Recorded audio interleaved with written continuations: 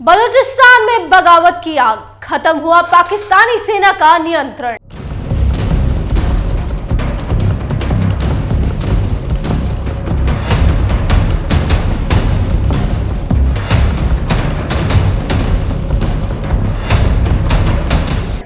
नमस्कार, मैं हूं प्रियंका सिंह और आप देख रहे हैं टीवी 45। बलूचिस्तान और पाकिस्तान के बीच आज जो रिश्ते हैं उसके इतिहास और भूगोल को जरा पहले समझ लेते हैं। बलूचिस्तान पाकिस्तान का सबसे बड़ा सूबा जो प्राकृतिक खनिज पदार्थों से भरा है। बलूचिस्तान से निकलने वाला गैस से ही पाकिस्तान में चूल्हे जलते हैं। मगर सितम की पराकाष्ठा ये है कि आज भी बलूच की जनता को गैस नहीं मिल पा रहा है। वो लकड़ियों पर खाना पकाते हैं। बलूचिस्तान में ही पाकिस्तान का सबसे आधुनिक पोर्ट ग्वादर है, जिसे पाकिस्तान ने चीन को बेच दिया। पर बलूच कौम को यह मंजूर नहीं है। बलूच विद्रोही ने कई चीन के इंजीनियर को मार दिया है। चीन के लिए मुसीबत यह है, उसने वहां अरबों डॉलर का निवेश किया है। पर चीन के नागरिक और पाकिस्तान के नागरिक, खासकर पाकिस्तानी पंजाबी लोग वहां जाने से डरते हैं। खौफ का आलम यह है कि पाकिस्तानी सेना के जवान अपनी नौकरी भी छोड़कर भाग रहे हैं। बलूचिस्तान साल 1938 में पाकिस्तान का जबरन हिस्सा बना था। यह वो समय था जब ब्रिटिश इंडिया का विभाजन हुआ था। तब कुछ प्रभावशाली जनजातीय नेताओं ने बलूचिस्तान की आजादी की मांग की थी और पाकिस्तान का विद्रोह किया था।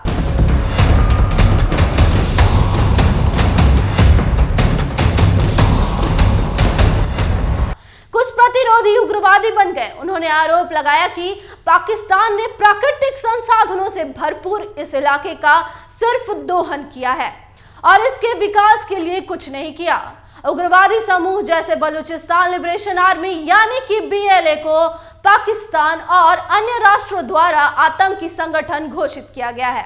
BLA की ओर से अब सुरक्षा बलों के खिलाफ हमले और बमबारी की घटनाओं में बढ़ोतरी हुई है। इस महीने की शुरुआत में BLA ने बोलन दर्रे में एक ट्रेन को हाईजैक कर लिया था। इसमें सैकड़ों यात्री सवार थे। BLA ने इन यात्रियों की रिहाई के बदले बलूचिस्तान से लापता हुए लोगों को रिहाई कराने की मांग रखी थी।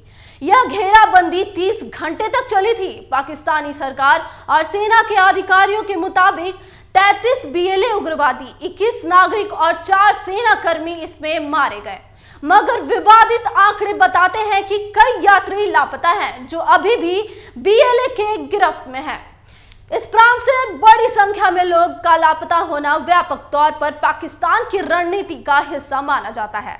इसके तहत बगावत की आवाज, असहमति को दबाना, राष्ट्रवादी भावना और आजाद बलूचिस्तान के समर्थन की मांग को कमजोर करने की कोशिश की जाती है। लापता होने वाले लोगों में से कई बलूच राष्ट्रवादी समूह के संदिग्ध सदस्य हैं या उनसे सहानुभूति रखते हैं या आजादी और आजाद स्वायत्तता की मांग करते हैं। मगर अहम आंकड़ा उन सामान्य लोगों का है जिनका किसी राजनीतिक दल से संबंध ही नहीं है। महरांग बलोच जो लापता नागरिकों को लेकर आवाज उठाती रही हैं, मगर पाकिस्तान की सेना और सरकार को शांतिपूर्वक चलाने वाली मांग भी गवारा न हुआ। महरंग बलोच को पाकिस्तान की सेना ने गिरफ्तार कर लिया है। इस मामले ने बलूचिस्तान के विद्रोह को और भी भड़का दिया है। महरंग बलोच के पिता एक मशहूर राष्ट्रवादी नेता थे जिन्होंने बलूचिस्तान में हिंसा के खिलाफ विरोध प्रदर्शन किया।